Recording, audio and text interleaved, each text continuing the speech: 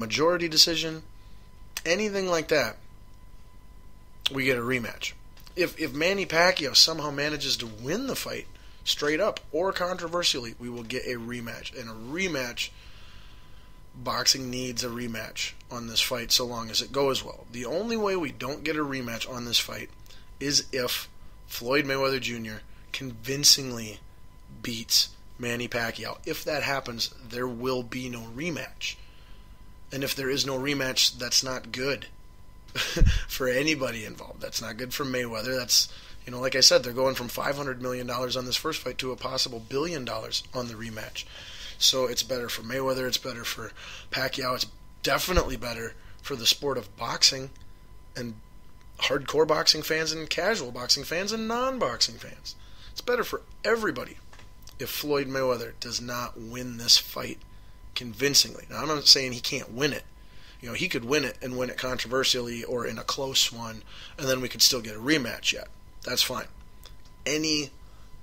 Literally every scenario that you can think of, we will get a rematch with the exception of one, and that is if Mayweather were to, destroy Manny. And that is possible, and that is the only thing that I do not want to happen. As for me personally, I do not like Floyd Mayweather one bit. He's got Justin Bieber coming out with him, walking to the ring for his entrance. Are you kidding me? I mean, if you needed an example, if you needed one more example yet of how big of a DB Floyd Mayweather Jr. is, he's got Justin freaking Bieber walking out by his side with him for this fight. I mean, come on. That should be reason enough for anybody to have a big giant cutout head of Manny sitting in their hands while this fight's going on. I mean, come on. But so for many reasons, all the reasons I can come up with, I want Manny Pacquiao to win. And I think he's capable of challenging Mayweather. And that's all that really needs to happen. My ultimate prediction is that it will be a majority decision. The winner will win. It will go 12 rounds. Nobody will win via knockout. This fight will go 12 rounds. And it will not be a unanimous decision. It will be a majority decision or a split decision. And that's it. It doesn't matter which way it goes. If it's a majority decision or a split decision, I'm not going to pick Mayweather by majority decision or Pacquiao by majority decision. If it's a majority, it doesn't matter. That gives us the rematch, and nothing was really proved yet. Same with the draw. And that's what I'm predicting. There's too much money for everybody to be made to just let all the questions be answered and let it be proven once and for all who's the better man, who's the greater fighter after just this one fight. So that's not what's going to happen. Again, that's not to say Mayweather won't win, but it won't be a butt kicking. It will be a close competitive fight with a not necessarily controversial ending or decision, but a decision that doesn't leave an outcome and decision that doesn't leave everybody satisfied. That still leaves more questions to be answered and more to be proven. That's my prediction on the fight. Let me know who you got, what you think. Tweet me at BDST Show. Send me a message on Facebook at Scotty-Ball. That's me, and you're listening to Balls Deep Sports Talk here on WNLMradio.com, Northern Lights Radio. Balls Fire has officially been put out. That is it. All right. Whew. Thank you for allowing me to talk boxing for 30 minutes and open the show with it. I may never have the opportunity to devote that much time or the first segment of my show to anything that happens in that sport ever again, depending on what happens on Saturday. So I appreciate that. Thank you. All right. Well, we have officially made it to the segment of the show, the portion of the show tonight that everyone has been waiting for and looking forward to. I know I have, and I hope you have too. Let me present to you the highest quality, largest serving of meat that I have ever offered to you here on Balls Deep Sports Talk. Ladies and gentlemen, the meat of tonight's episode. The NFL draft is upon us.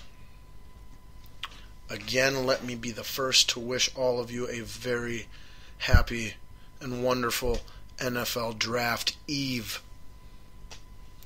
The NFL's yearly draft will be taking place tomorrow night at 7 o'clock Central Standard Time. Now that is just the first round of the draft, mind you everybody, and it is a 7-round draft. So the draft will be going on all weekend long. Now I haven't had time to look at an actual draft schedule as far as what times it starts in the mid and late rounds. And if it even goes into Sunday, I couldn't even tell you if it goes all the way until Sunday or not. I haven't had time to look at the schedule of it at all. I've only had time to scout the players, the draft needs of the teams, and put together my mock and all that stuff, which was quite extensive, is the word we will use. But I do know that the first round, which is the round that everybody is always most excited for and looks the most forward to, is tomorrow night. And it starts on 7 o'clock. I assume it is on NFL Network. Could possibly be shown. I think, I want to say last year they showed it both on NFL Network and ESPN. So if you have both channels, you can choose whichever commentary crew or whoever you like more, or just go back and forth or whatever. But it should be on both of those channels. Again, that's tomorrow night starting at 7 o'clock p.m. Central Standard Time. Now, when the first name is called off the board, it is likely, well, I'm 99.9% sure that person isn't going to walk out on the stage and take his cap and his jersey and, you know, do the photo with Mr. Roger Goodell. Oh, there's 2 O's in there? Excuse me, I meant Goodell. And I am actually of the old school mentality, and I'm with Michael Irvin and other people of this line of thought, that I do have a problem with that. When you're a quarterback in the NFL, a number 1 draft pick in the NFL, the face of a franchise in the NFL, and you're invited to a once-in-a-lifetime opportunity to honor the best and brightest of the future and welcome them to the organization and the league, to say that you'd rather just sit at home on your couch with your family, it doesn't make you some kind of saint or good person because you'd rather be with your family at home than, you know, on TV at this big special event that's televised and things like that. That's ridiculous. To me, that doesn't make you a better person. It makes you a more selfish person. You're putting yourself and the people you care about above the league and the organization that's drafting you and all the millions and millions of dollars that they're investing into you. So it just, to me, sends off a big red flag. If, you know, like I said, if you're a face of the franchise caliber draft prospect for your team that's going to take you and you've been invited, it just sends a lot of red flags to me. If you're not willing to sacrifice for this once-in-a-lifetime moment that only a handful of people are even offered on a yearly basis, then what other sacrifices professionally are you not going to be willing to make as well? But again, I'm just of old school mentality on that, and I'm probably making more out of it than there really is, and it's not that big of a deal, but man, I just really don't like it. But who is that first pick in the draft going to be, and what's going to happen after that, you may be asking or wondering? All right, I'll tell you. Let's get to it, huh? All right. The grand unveiling of Scotty Ball's final first-round mock draft for the 2015 NFL Draft. We are on the clock. I should say the clock has started, and the Tampa Bay Buccaneers, selecting first in the draft, are now on the clock. Now, this is about as surefire, locked-in of a pick as you get. There really are only 2 to maybe 5 if you really wanted to get creative options for this team or any team at the number 1 spot overall in this draft. But with Tampa Bay having practically no quarterback, and 2 of the biggest stars in this draft being quarterback Jameis Winston of Florida State and quarterback Marcus Mariota, Heisman winner from last year, of Oregon, it is almost undoubtedly certain that they will take one of these two quarterbacks with the first pick of the first round. And it is my belief, as well as just about everyone else's, that they will in fact draft Jameis Winston number 1 overall. So there you go. The Tampa Bay Buccaneers have handed in their selection. They ran it to the podium. They could have handed it in yesterday if they wanted to. Jameis Winston, quarterback from Florida State, goes number 1 to the Tampa Bay Bucs. And now that brings us to the number 2 pick of the NFL draft. Tennessee Titans are on the clock.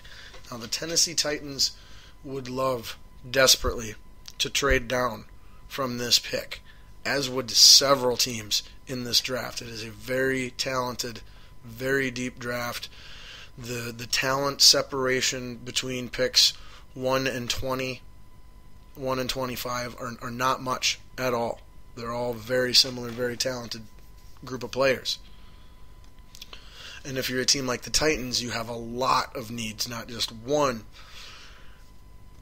Now, a lot of mock drafts, most experts that I have seen have the Titans taking the best defensive player in the draft here, which would be Leonard Williams. However, I do not, because the Tennessee Titans run a 3-4 defense, and Leonard Williams, the best D lineman in the whole draft, as I said, is a 4-3 defensive lineman, not a 3-4, and he can play both the defensive end and the defensive tackle in a 4-3. Both at elite levels, making him a next generation type of player that could revolutionize his area of the sport, where you could see that becoming a trend in the future of players being drafted that can play both the D end and the D tackle in a 3-4. In a 4-3. Sorry, I misspoke there. As I said, though, Tennessee doesn't run a 4-3, they run a 3-4.